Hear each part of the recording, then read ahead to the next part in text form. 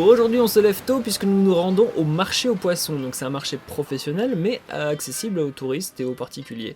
Il y a deux parties en fait là-bas quand vous vous y rendez. Vous avez la partie marché aux poissons, marché aux produits de la mer, et la partie restauration, c'est cette dernière qui nous intéressait.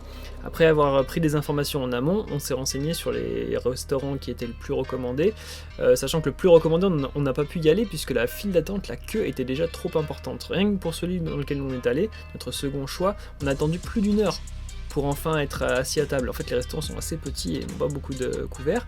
Mais une fois là-bas, c'était le bonheur, des sushis, des sashimi préparés avec du poisson du jour, du poisson frais, à peine plus cher que les restaurants qu'on avait trouvés en ville, c'était un régal complet.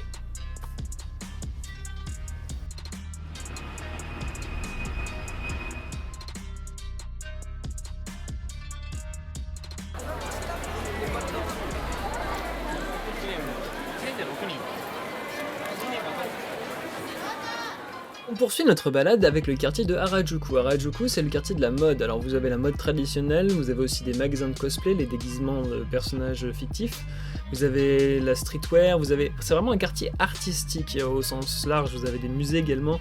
C'est un endroit où vous croisez plein de monde, surtout des personnalités assez colorées, et c'est très original et on voit un peu partout des shootings photos improvisés, là par exemple des gothiques Lolita qui se prennent en photo dans les coins de la rue.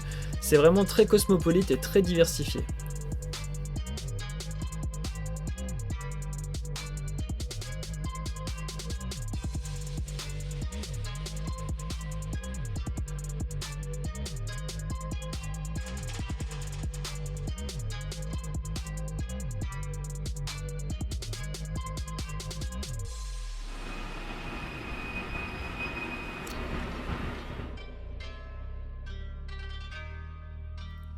On arrive maintenant à Shibuya. Shibuya avec ce fameux carrefour qui est toujours blindé de monde, je crois que c'est 12 minutes où il y a vraiment personne dans une journée.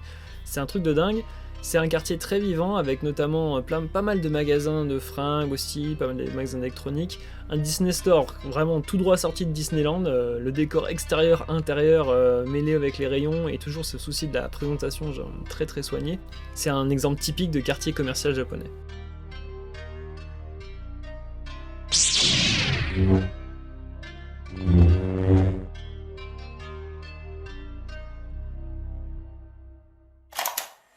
Au détour d'une rue à Shibuya, on est tombé sur ce groupe de touristes en train de faire du kart déguisé en Mario.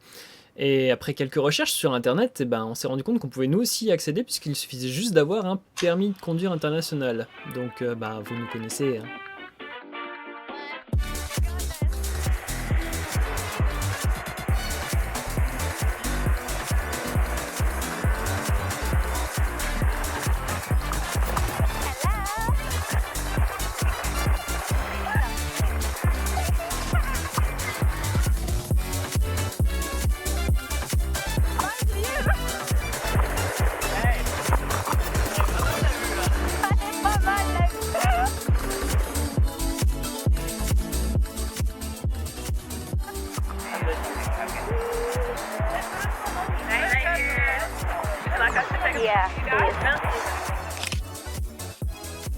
Alors en fait il s'agit d'un tour guidé motorisé dans les rues de Tokyo. Vous roulez sur la route, c'est légal, les cartes sont homologuées, c'est des 50 cm3 débridés, donc au niveau sensation c'est pas dégueulasse. Et ensuite vous avez 3 options de tour disponibles, vous avez le petit, le moyen et le grand. On n'a pas pu faire le grand parce qu'il n'y avait plus de place disponible, on s'est contenté du moyen qui dure déjà 2 heures, comptait environ 70 € par personne et c'était vraiment une manière originale et décalée de faire le tour de Tokyo.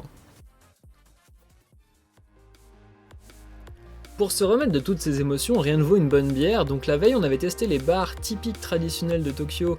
Ce sont des tout petits établissements dans des ruelles comme celle-ci où vous êtes 3 ou 4 maximum dans le bar, c'est vraiment le truc typique fréquenté uniquement par les japonais. Vous avez l'opportunité de chercher de bars un peu plus cachés, un peu plus discrets, comme ce bar de jeux vidéo rétro où on vous sert votre bière en vous donnant une console de jeu portable. Il y a des consoles partout, il y en a certaines qui sont branchées, vous pouvez jouer avec. Le patron est super sympa et adore jouer avec vous.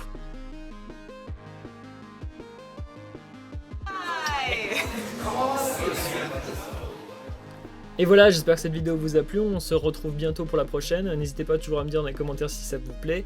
D'ici là, portez-vous bien, ciao!